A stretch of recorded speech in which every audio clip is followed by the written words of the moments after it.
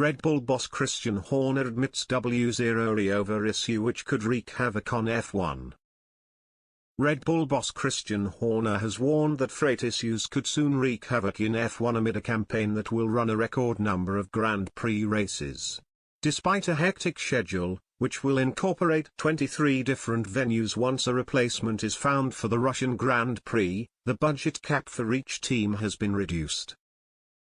Horner has been vociferous about rising travel costs, and believed the budget cap should be increased to reflect that notion. Freight issues have already been a factor this year, with Haas missing the first day of pre-season testing in Bahrain. The unusual timing of the Australian Grand Prix increased complications for teams, with the race down under being moved back from its initial season opener slot and not part of a double-header.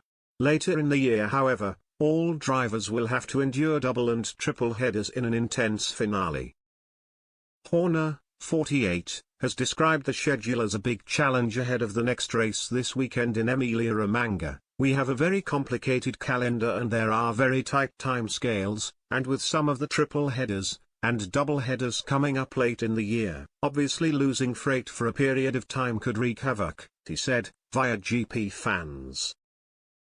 So that's one issue that we're working, obviously, very closely with the logistic guys and Formula One with, but then, of course, there's the cost element and I think freight is close to doubling this year. Horner also argued that bosses should be taking the current economic climate into account, and the inflation putting restraints on the sport. We see that in all the cost of living, we see inflation throughout the world, and I think that's, again, when you consider that freight is something that is currently within the cap, we need to find a sensible allowance that takes into account these inflationary costs, because it has a one-on-one effect on parts and people at the end of the day, that your only compensatory place to offset that.